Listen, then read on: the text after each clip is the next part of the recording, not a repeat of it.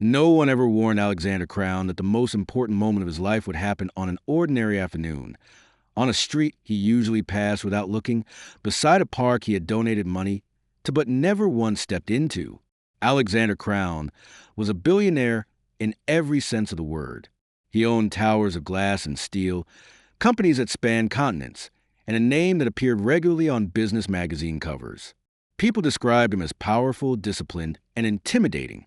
But to his 10-year-old daughter, Lily Crown, he was simply Dad, the man who worked too much, smiled too little, and tried his best in awkward ways to make up for her mother's absence. That afternoon, Alexander's black luxury car rolled to a stop near Riverside Park, delayed by unexpected traffic. Lily leaned forward from the back seat, pressing her face against a tinted window. "Dad," she said softly, "can we stop here for a minute?" Alexander glanced up from his phone, annoyed. He had meetings lined up back to back, investors waiting, numbers to approve. "Why?" he asked, already half distracted. "There's a girl," Lily replied.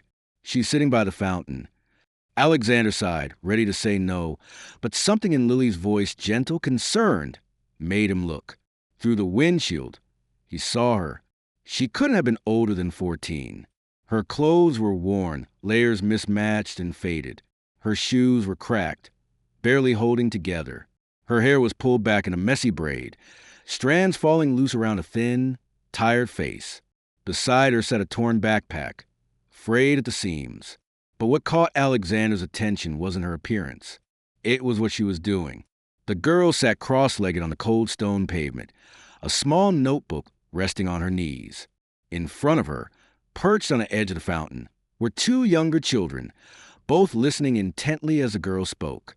She pointed at the notebook, explaining something, her hands moving with quiet confidence. Every now and then, one of the children nodded or smiled, as if understanding something important. "She's teaching them," Lily said. Alexander frowned. "Teaching what?" "I don't know," Lily replied. "But they look happy." The driver glanced back. "Sir, should I pull over?" Alexander hesitated. He didn't usually stop for scenes like this. He funded charities. He wrote checks. That was his way of helping. Getting personally involved was messy, but Lily's eyes were fixed on the girl, filled with curiosity and something else. Recognition, maybe. "5 minutes," Alexander said finally. "That's all." The car pulled to the curb. As soon as they stepped out, Lily broke free from her father's hand and walked toward the fountain. Alexander followed more slowly, adjusting his coat, already aware of the curious glances from passers-by. People recognized him everywhere. The homeless girl noticed Lily approaching and stopped speaking mid-sentence. She straightened, instinctively shielding the younger children behind her. "It's okay," Lily said quickly. "I just wanted to watch." The girl studied Lily, her clean coat, polished shoes, confident posture, and then glanced at Alexander standing behind her. For a moment, her guard went up. Life had taught her be careful. "I was just helping them with their homework," the girl said quietly. Her voice was calm, steady, educated. Alexander raised an eyebrow. "Homework?" "Yes, sir." The two younger kids scrambled up. "She's really smart," one of them said. "She helps us every day after school." The girl shot him a warning look, embarrassed. "Go home," she murmured. "Your mom will worry." Reluctantly, the kids left, waving goodbye. Lily waved back enthusiastically. "What's your name?" Lily asked. The girl hesitated. "Maya." "I'm Lily." Alexander watched closely now. Maya's posture, her choice of words, the way she held herself. It didn't match the image he had expected. This wasn't a runaway kid with street slang and anger. This was someone composed. "What were you teaching them?" Alexander asked. Maya looked at him directly. "Math. Fractions today." Lily's eyes lit up. "I hate fractions." Maya smiled, a small, almost sad smile. "They're easier if you think of them like sharing food." Alexander felt something shift. He didn't know why. Before he could respond, Lily suddenly blurted out, "Do you want to help me with my homework?" Alexander stiffened. "Lily, it's okay," Maya said quickly. "I don't want to cause trouble." Lily tugged her father's sleeve. Please, Dad, just for a little bit. Against his better judgment, Alexander nodded. 10 minutes. They sat on a nearby bench. Lily pulled out her tablet, opening her math app. Maya leaned in, careful not to touch it too much, as if afraid of breaking something expensive. Within minutes, Lily was laughing. Oh, I get it now. Alexander watched in silence. Maya explained patiently, using examples, asking questions instead of giving answers. She never talked down to Lily, never rushed her. 10 minutes passed. Then 20. Alexander forgot to check his phone. When Lily finally solved the problem on her own, she clapped. You're amazing. Maya shrugged. I just explained things differently. Alexander cleared his throat. Where did you learn all this?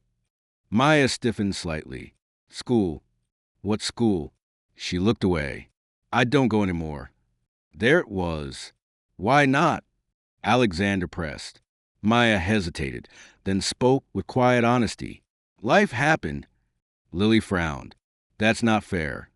No, Maya agreed. It's not. Alexander reached into his pocket and pulled out some cash, holding it out. For your help. Maya didn't take it. I didn't do it for money, she said. The words hit him harder than he expected. Lily looked between them. But you need it, don't you? Maya met Lily's gaze gently. Sometimes needing something doesn't mean you should accept it. Alexander had negotiated billion-dollar deals with less discomfort than he felt in that moment. Then why help strangers, he asked. Maya answered without hesitation. Because someone once helped me. Silence stretched between them. Alexander stood. We should go. Lily's face fell. Can we see her again? Maya looked away, pretending not to care. Alexander hesitated, then said, Maybe. As they walked back to the car, Alexander glanced over his shoulder. Maya had already returned to the fountain, pulling her thin jacket tighter against the cold. Something about her wouldn't let go of his mind. Inside the car, Lily was unusually quiet. Dad, she finally asked. Yes. She's not just homeless. Alexander frowned. What do you mean? She's like Mom. His chest tightened. How? She teaches the same way, Lily said softly. Like she believes people can do better. Alexander stared out the window as the car pulled away. For the first time in years, the numbers on his phone didn't matter. Because somewhere behind them, on a cold stone bench, sat a girl who reminded his daughter of the woman he had lost. And Alexander Crown suddenly realized that this chance encounter was not an accident. It was the beginning of a truth he was not ready to face. Alexander Crown had faced hostile boardrooms, ruthless competitors, and financial crises that shook entire markets. But none of them followed him home the way Maya did that evening. The moment the car doors closed and the city blurred past the windows, Lily turned toward him, her knees tucked up to her chest. Dad, she said quietly, why doesn't she have a home? Alexander loosened his tie, something he rarely did in the car.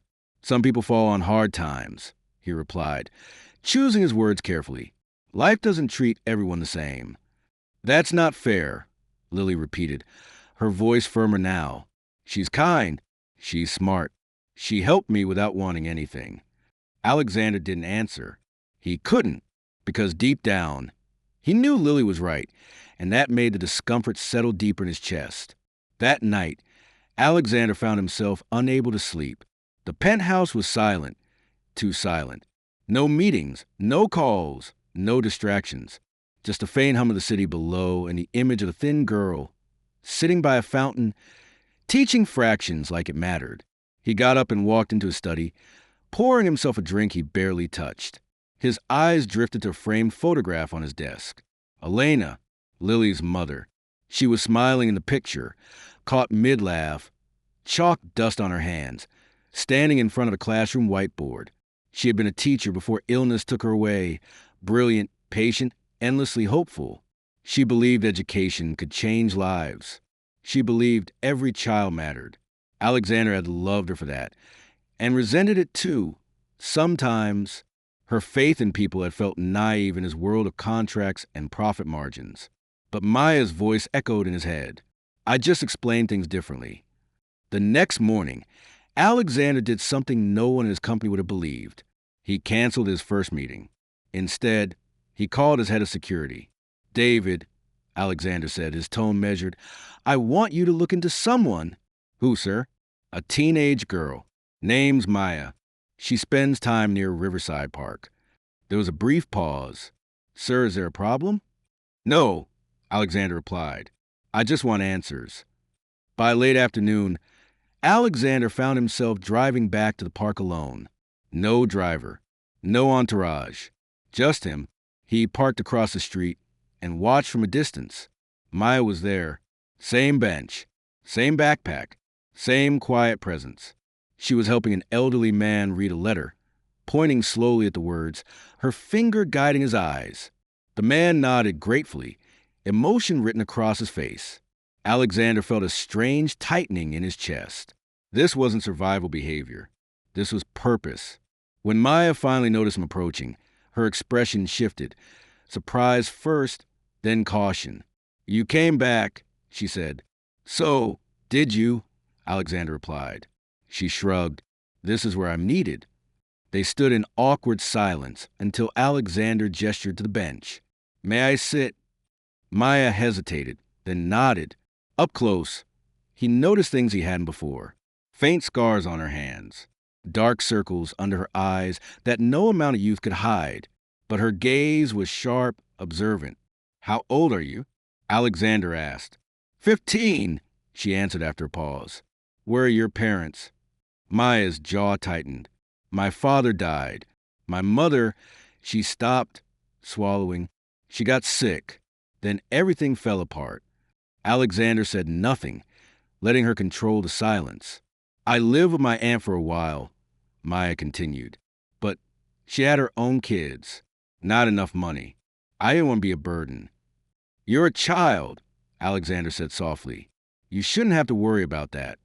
Maya gave a sad smile. "Someone has to." Alexander studied her. "You speak like someone much older." "Life makes you grow up fast," she replied. Later that evening, David called. "I found records," he said. "Maya Williams, top student, academic awards. Teacher described her as exceptional. She was on track for scholarships." Alexander closed his eyes briefly. "What happened?" "Her mother passed away 2 years ago. Medical bills, eviction. She dropped out of school shortly after." Alexander felt a sharp ache, one he recognized too well. "Sir," David added hesitantly, "there's more." Maya's mother was a teacher. Alexander's breath caught. "What kind of teacher?" "Middle school, math and science." The room seemed to tilt. Memories flooded back. Elena staying up late grading papers, explaining math problems to Lily using stories and metaphors, saying, "You don't teach answers, Alex. You teach confidence." The same words, the same method. The next day, Alexander brought Lily with him. Maya stiffened when she saw them together, but Lily ran up, smiling. "I told Dad you'd help me again." Maya looked at Alexander uncertainly. "It's okay," he said. "Only if you want to." They sat together, this time sharing sandwiches Alexander had bought from a nearby cafe. Maya hesitated before accepting, then quietly thanked him. As Lily worked on her assignments, Alexander watched the two of them interact. The way Maya encouraged instead of corrected. The way Lily leaned in, focused, trusting. The way laughter came easily between them. It was like watching a piece of his past unfold in front of him. "Maya," Alexander said finally, "would you consider going back to school?" Her smile faded instantly. "I can't afford it. I can help." Her eyes flashed. "I don't want charity." "This wouldn't be charity," he said carefully. "It would be an investment." "In what?" she asked. "In you." Maya shook her head. "People don't invest in people like me." Alexander felt something inside him crack. "That's where you're wrong," he said. That night, after Lily was asleep, Alexander sat alone again, this time not with a drink, but with files spread across his desk. Reports, records, notes from David. One line stood out. "Teacher's comment. Maya reminds me of myself at her age. She has a gift. not just for numbers, but for reaching people. Alexander stared at the words until his vision blurred. He finally understood why the truth had left him uneasy. Maya wasn't just a homeless girl. She was a mirror, reflecting the woman he had loved, the values he had buried, and the responsibility he had avoided for too long. And deep down, Alexander knew this was no longer about helping one girl. It was about making things right. Alexander Crown did not believe in fate. He believed in strategy, timing, leverage, and preparation. Every success in his life had been built on logic and control. Yet as he sat in his study that night, staring at Maya's file spread open on his desk, he felt something dangerously unfamiliar tightening around his heart. Fear, not of loss, but of truth. The next morning, Alexander made a decision that surprised even himself. He didn't call his assistant. He didn't schedule a meeting. Instead, he drove Lily to school personally, something he'd done only a handful of times since Elena's death. As Lily climbed out of the car, she paused. "Dad." "Yes, sweetheart." "Are we seeing Maya today?" Alexander nodded. "Yes." Lily smiled, a genuine, bright smile that reminded him painfully of her mother. "Good," she said.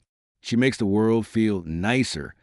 Those words stayed with him long after Lily disappeared into the school building. When Alexander arrived at Riverside Park later that afternoon, Maya wasn't at the fountain. Panic flared instantly. He scanned the benches, the sidewalks, the nearby shelters. Nothing. Just strangers, noise, movement. For the first time in decades, Alexander felt helpless. Then he saw her. Maya sat beneath a leafless tree at the far edge of the park, her backpack open, paper spread around her. She was writing, fast, focused, unaware of the world around her. Alexander approached slowly, not wanting to startle her. "What are you working on?" he asked. Maya looked up, surprised, then relaxed slightly. "Lesson plans." "Lesson plans," he echoed. She nodded. "I help kids at the shelter twice a week. Some of them can't read well. Others are behind in math. I organize lessons so I don't waste time." Alexander sat down heavily beside her. "You plan lessons, even though you're not in school yourself." Maya shrugged. Knowledge shouldn't stop just because life does. That sentence hit him harder than any accusation ever could.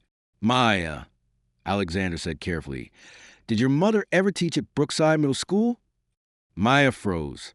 Her pen slipped from her fingers. Slowly, she nodded. "Yes." "How do you know that?" Alexander's chest tightened. "Because my wife taught there too." Maya's eyes widened slightly, but she didn't speak. "Her name was Elena Crown," Alexander continued. "She taught math. Science too, sometimes." Maya swallowed. "My mom used to talk about her." The world seemed to stop. "What did she say?" Alexander whispered. "That she was the kindest teacher in the building." Maya replied softly.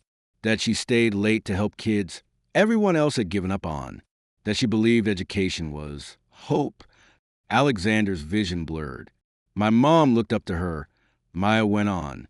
"She said if she ever became half the teacher Mrs. Crown was, she'd be proud."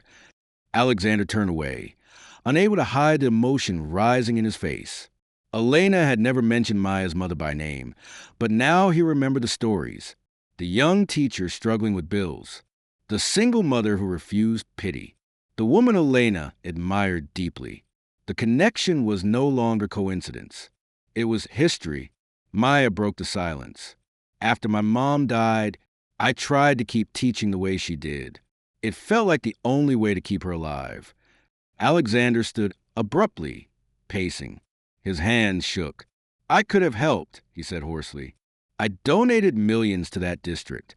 I funded scholarships. But you didn't know me," Maya said gently. "And I didn't ask." Her words were not bitter. They were factual. That made them worse. Alexander stopped pacing. "You should have asked." Maya looked up at him, her eyes steady. "Would you have listened?" The question landed like a blow.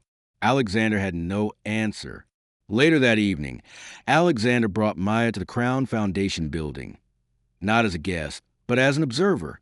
He wanted her to see the world he lived in the system he believed in. She stood quietly in the boardroom as executives discussed funding allocations, budget cuts, and impact metrics. Numbers flew across screens. Graphs, percentages. Not once did anyone mention names. When the meeting ended, Maya finally spoke. "They talk about people like problems," she said. Alexander exhaled slowly. "That's how systems work." "But people aren't systems," she replied. "They're stories." He looked at her sharply.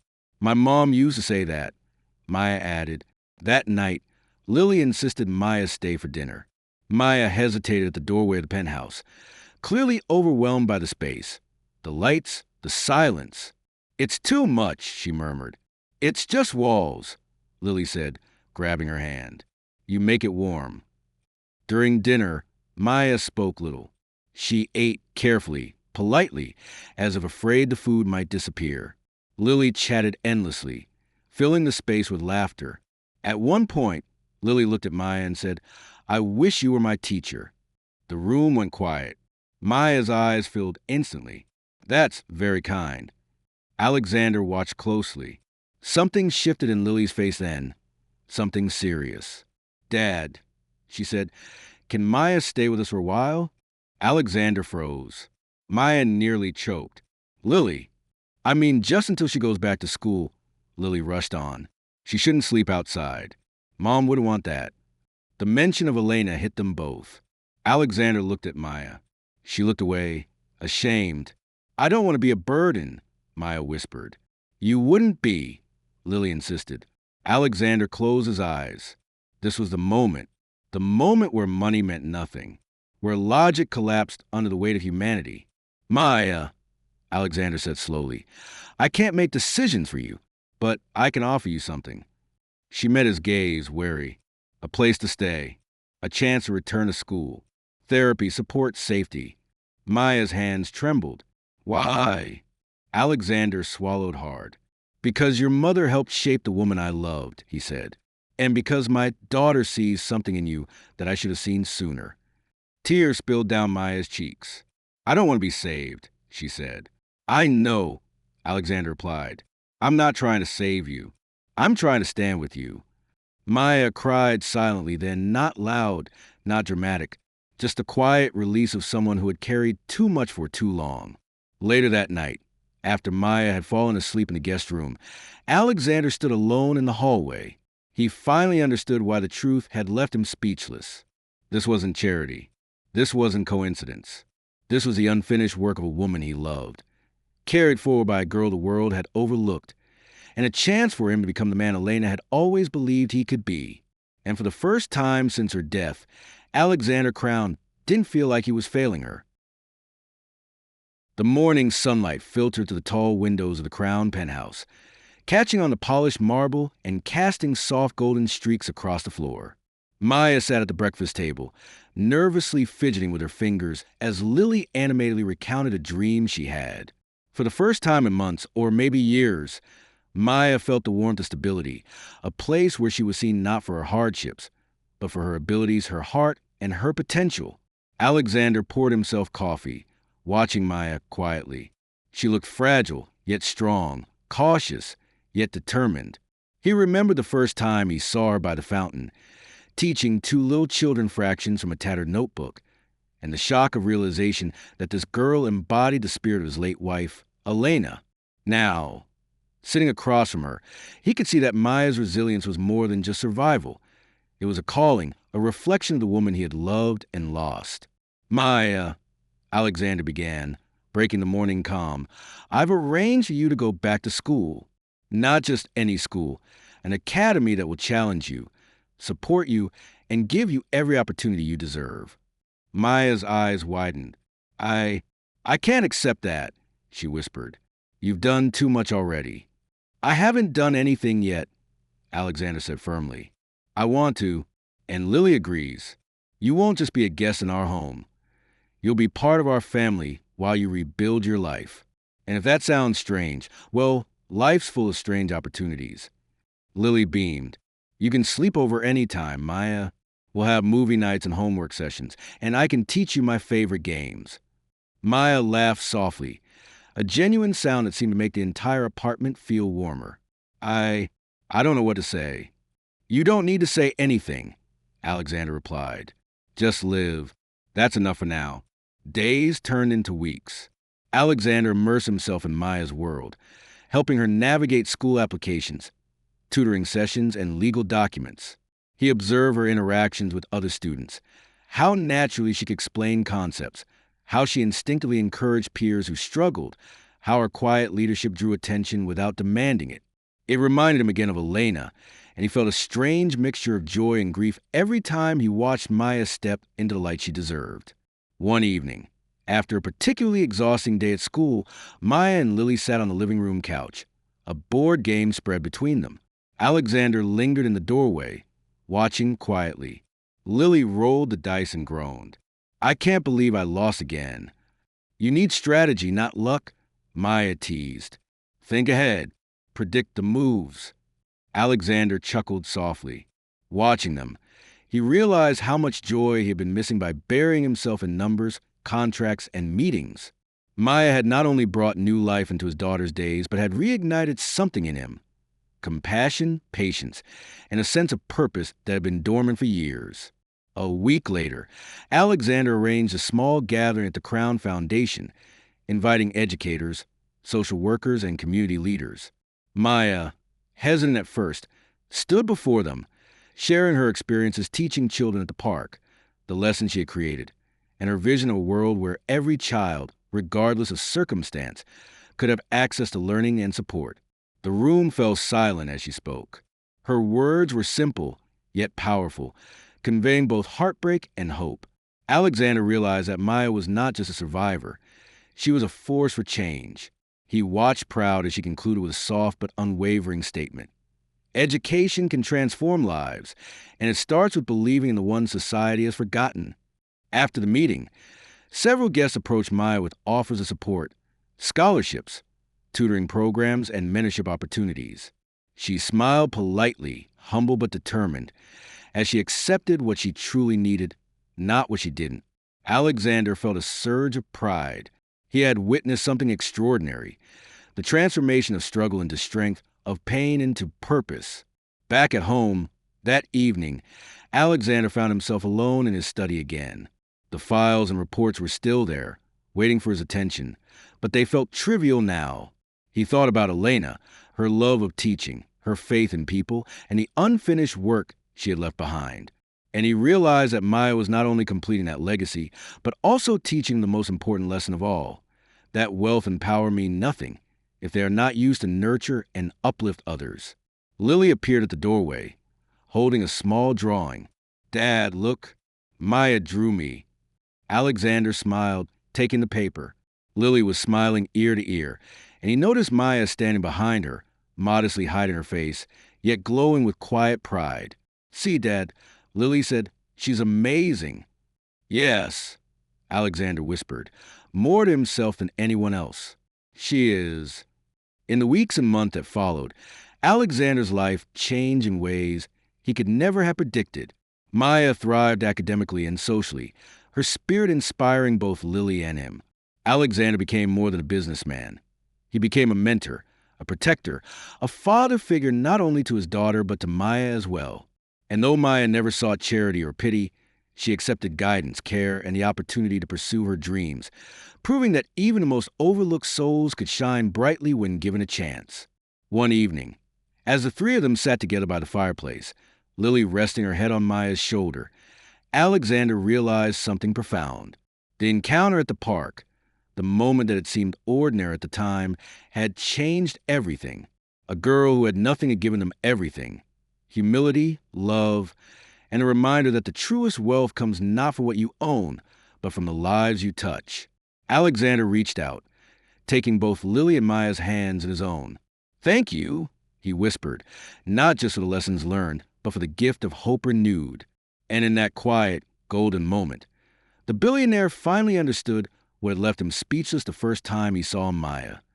The truth that a single act of courage and kindness, no matter how small, could ripple through lives and transform them forever.